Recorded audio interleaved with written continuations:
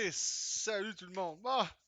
Mauvaise nouvelle qui vient de tomber. Ça faisait longtemps que j'avais pas fait de vidéo de ce côté-là. Euh, la E3 est finalement annulée pour 2022.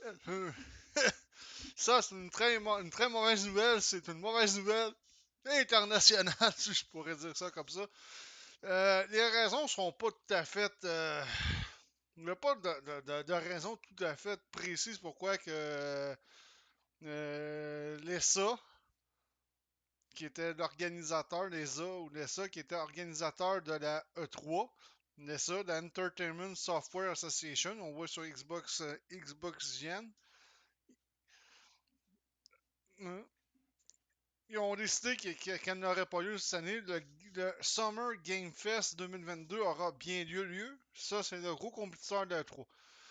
Bon, pour Pour moi, d'après moi, je pense que la E3, dans le concept, présentement, c'est mort.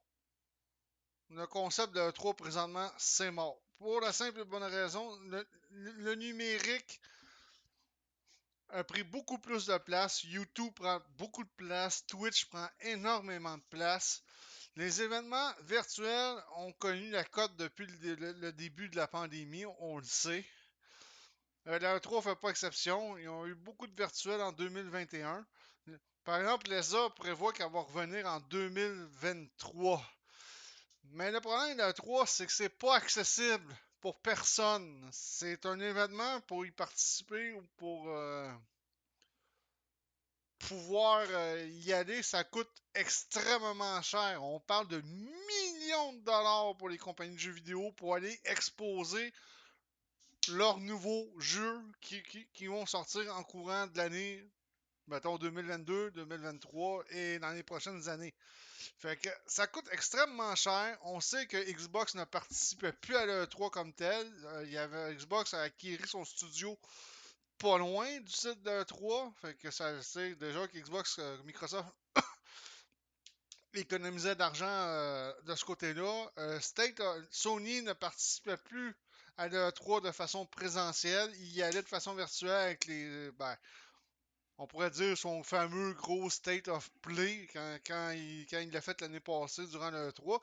Puis on sait que Nintendo ne participe plus non plus de façon présentielle à le 3. Ils vont faire une espèce de gros Nintendo direct de ce côté-là. Excusez. De ce côté-là. Fait que, tu sais, c'était pas accessible. Ça coûtait des millions. C'est louer des places, un espace, ça coûtait extrêmement cher à la E3. Ça coûtait extrêmement cher. C'est pas juste de louer les places, c'est d'héberger ce monde-là. Le monde, faut qu'ils payent leur hébergement. Faut que le monde paye leur nourriture, leur bouffe, parce que ce monde-là vont aller manger beaucoup euh, au restaurant.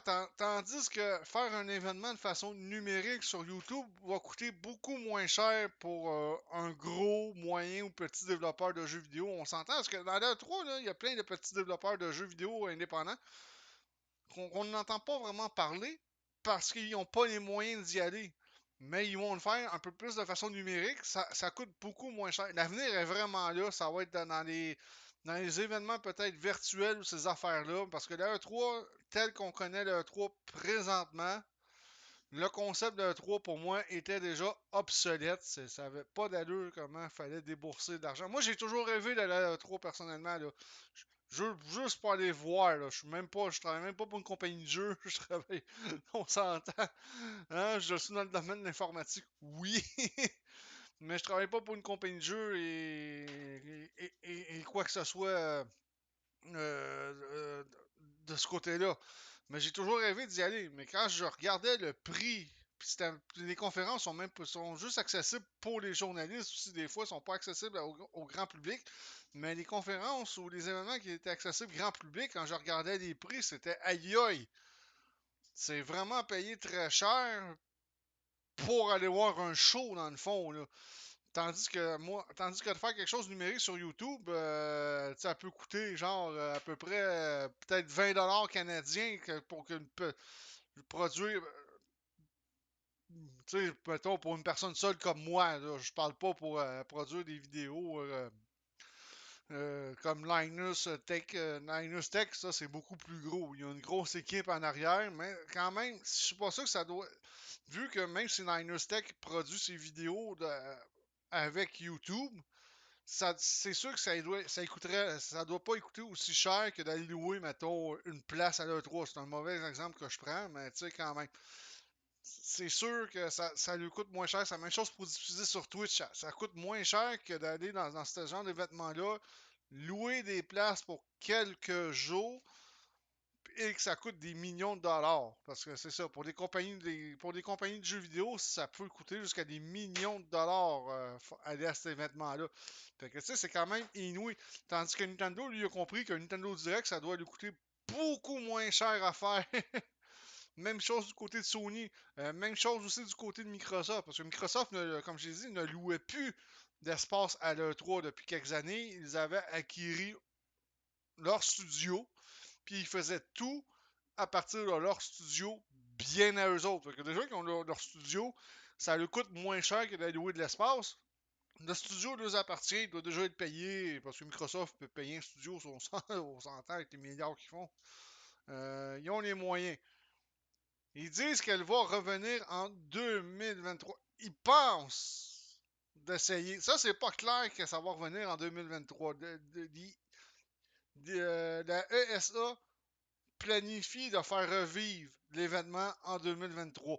Mais il va y avoir un gros travail de longue haleine pour faire ça, pour rivaliser avec les plateformes numériques présentement, que les coûts sont pas mal moins élevés de faire ta propre production dans ton coin avec YouTube, Twitch, que de dépenser je sais pas combien de dollars au final. Fait que dans le 3, there's will be no E3 this year. Pas de 3.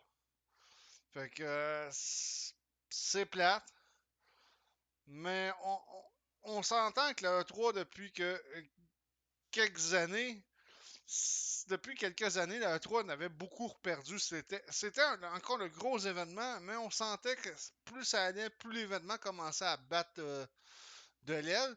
Et en plus, quand les grosses compagnies de jeux comme Sony, Microsoft, bon, on va mettre aussi Nintendo, ont décidé qu'ils participaient plus à la E3 de façon présentielle, ça a fait quand même un peu mal à la E3 d'une certaine façon parce que ce sont des gros joueurs, ce sont des gros fabricants, ce sont des gros producteurs de jeux vidéo, tu sais, Sony, tu sais, Microsoft, on s'entend, ils font la guerre.